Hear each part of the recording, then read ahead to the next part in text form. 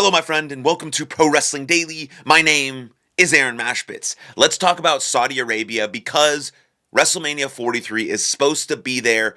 As of right now, it's still scheduled, and this is what Mark Shapiro said recently. Mark Shapiro said TKO are firmly moving ahead with scheduled events in Saudi Arabia and the region for both WWE and UFC, even with the challenging environments, or despite the quote challenging environments. So as of right now, WrestleMania 43 will still be in Saudi Arabia. Now, even if they didn't have this deal or whatever the case may be, or even if there wasn't war or challenging environments, whatever it is, I still think going to Saudi Arabia for your first international WrestleMania outside of like Canada, of course, is a bad choice. I think it should be in Nashville or New Orleans, or back in Arlington, or things of that nature for WrestleMania 43. That's where it should be. WWE already kind of shot themselves in the foot by going back-to-back years to Las Vegas, and now they want to go to Saudi Arabia. I think it's a bad move. Then you add on top of everything that's going on in that region of the world. It just doesn't make a lot of sense to me. And Saudi Arabia's PIF will not withdraw their financial commitment to TKO as they did with Live Golf. And all 6 events with WWE, UFC, and Zuffa Boxing are taking place as planned. This was on a TKO investors call, and so everything's scheduled moving forward. All the events they have for Zuffa Boxing, UFC, WWE, no matter what's really going on in that region, making money is more important, obviously. And again, even if there wasn't a challenging environment out there and everything was peaceful, which, God willing, hopefully all is very peaceful very soon, I still don't love the idea of this being the first kind of international event for WrestleMania, but WWE can do whatever they want, and we've talked about it a lot on this show about it being sort of greedy, corporate, money-hungry first. But I think something to note is that what should be put in kind of the clause is that every single talent should have the option to not go if they feel their safety or their lives are in jeopardy. They should not be forced to go. They should not face repercussions or potentially get fired or lose their spot if they decide not to go. Because this is a very contentious region of the world and has nothing to do with wrestling or WWE or the fan base or WrestleMania. And every single talent should be able to choose whether they want to go there or not, and shouldn't get fired or, have major consequences because of that. Because if they feel their life or their family's life are in jeopardy, I think they're allowed to make that decision. And I don't know if WWE is going to do that, but that's just my personal opinion on the matter. And let's talk about something else that people love to talk about right now, which is Danhausen. I was very, very critical of Danhausen's debut. I was like, this is the worst fucking thing I've ever seen in my whole life. He's never going to come back from this. This was horrible. Why did WWE do this? I was shitting on it all day. Now it looks like Danhausen is one of the most popular superstars in WWE. That's a fact. And this is what Paul Heyman, who kind of shares my sentiments and thoughts on the matter, said about Danhausen directly. It doesn't matter if it's for me. It's a reality that he is ridiculously popular, and I understand why.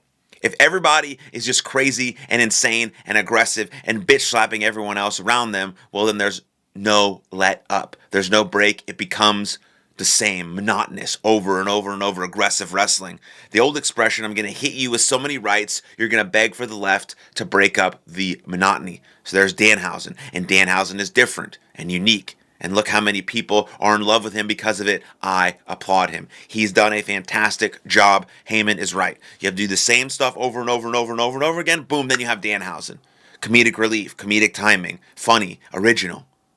Again, I was absolutely just like, this sucks when he debuted. And now it's really not specifically for me. I can't watch Danhausen stuff all day long, kind of like Paul Heyman, but I completely understand why he's popular, what it's good for. The kids love it. It's great entertainment. And cheers to Danhausen.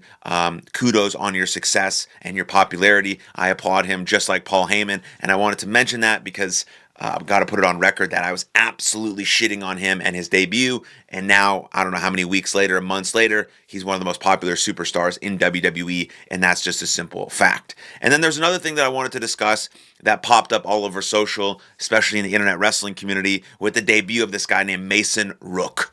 I think he debuted a couple weeks ago under the name Will Cross or Cruz. He's from the United Kingdom. Now, his second appearance in NXT, WWE tweeted out about him. John Cena tweeted out about him, and his new WWE name is Mason Rook. Now, this guy has a baby face. He's very overweight. He does not look athletic, strong, intimidating whatsoever. And the argument online is that NXT has kind of gone downhill.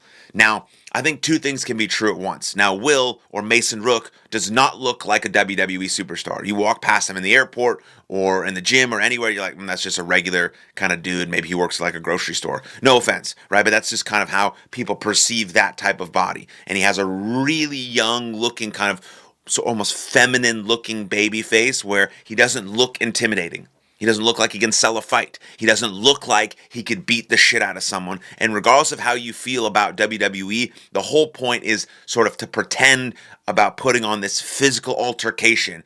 And the idea is that when fans look at you, they're like, oh, that dude can beat the shit out of people. And then everyone always goes like, well, Kevin Owens did it. Kevin Owens is the outlier. Kevin Owens is absolutely fucking incredible. And that's why he was able to do it. And Kevin Owens is vicious, is intense, is mean, has great facial expressions. His whole MO is fight Owens fight. Just because he wore shorts and a t-shirt doesn't make him less threatening. And now not every fat guy can now become Kevin Owens. It doesn't work like that. I also think those things are true. I also think that NXT is developmental. That's the whole point. He's not on WWE, like big league TV. He's on Raw. He's on SmackDown. He's in developmental. What can this guy learn in the next 2 to 3 years to actually become a superstar in WWE? So you can have your harsh criticisms, but casting judgment on his entire career right now after 2 brief appearances is ridiculously embarrassing. He could become someone who is great. Can he sell a fight? Can he talk on the microphone? Does he have a great moveset? Can he execute matches? Does he have great punches? Does he have good work rate?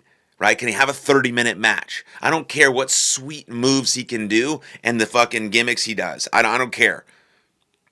If you can put that inside of a match, a 30-minute match, and make it make sense, if you can get on a microphone and sell me into a fight, great. If you can execute the basics perfectly better than anyone else, great. If you can sell what's happening in the ring on your face with your facial expressions, through your emotions, great. All that can be learned.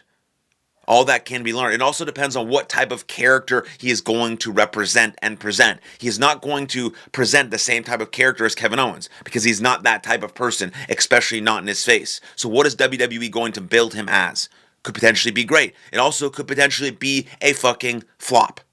But right now, with 2 brief appearances in NXT, you have no idea. Again, so casting his lifelong career judgment on him is ridiculous. He could be great. He could be a flop.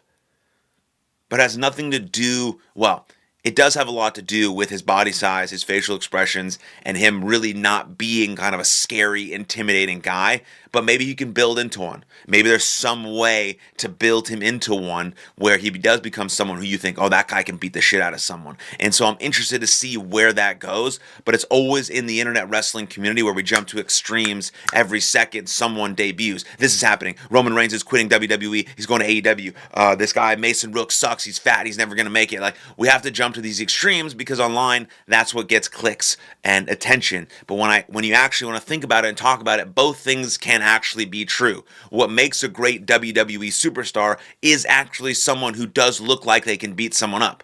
But there are exceptions to that rule, and there are ways to build someone up over time to allow them to be that person. And also in NXT, it's developmental. Where can this wrestler be in 3 years? Can develop himself into something really, really great. So let's wait and see on that regard. I'd love to know what you think in the comments down below. Then like this video, subscribe to the channel, and I'll see you guys next time. Lots of love. Cheers.